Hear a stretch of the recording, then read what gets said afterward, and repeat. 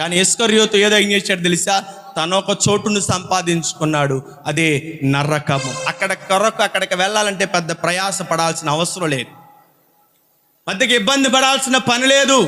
దాని కొరకు బిరుదులు కూడా రాసి ఉన్నాయి. పిరికి వారును, అవిశ్వాసులను, అసహ్యులను, అవిధేయులను, భక్తిహీనులు అందరూ కూడా అక్కడ నివసిస్తారు.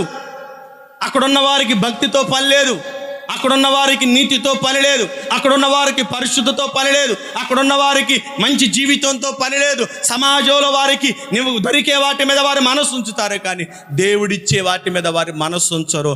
వారి కొరకు నరకం ఉన్నది, నీ కొరకు నా కొరకు ఏమన్నది? నువ్వు నడిచే నడక, నువ్వు జీవించే జీవితము, ఈ భూమి మీద నువ్వు నేర్చుకున్నటువంటి నీ జీవితంలో నువ్వు జీవించేటువంటి విధానాన్ని బట్టే నువ్వు ఎక్కడికి వెళ్ళాలన్నది మరణం తర్వాత డిసైడ్ అయ్యి. అర్థమైందండి? మరణం తర్వాత 2 మార్గాలు ఉన్నాయి. ఆ మార్గము ఏదో, ఎక్కడికి వెళ్ళాలో, ఎక్కడ నివసించాలో భూమి మీద నువ్వు జీవించిన జీవితమే, నీ క్రియలే, నీ ప్రవర్తనే, నీ యొక్క నడవడికే నువ్వు ఎక్కడికి వెళ్ళాలో అక్కడ డిసైడ్ చేస్తాయి. లేదండి నేను పరలోకానికి వెళ్ళాలంటే కుదరదు. ఎందుకొరకో తెలుసా?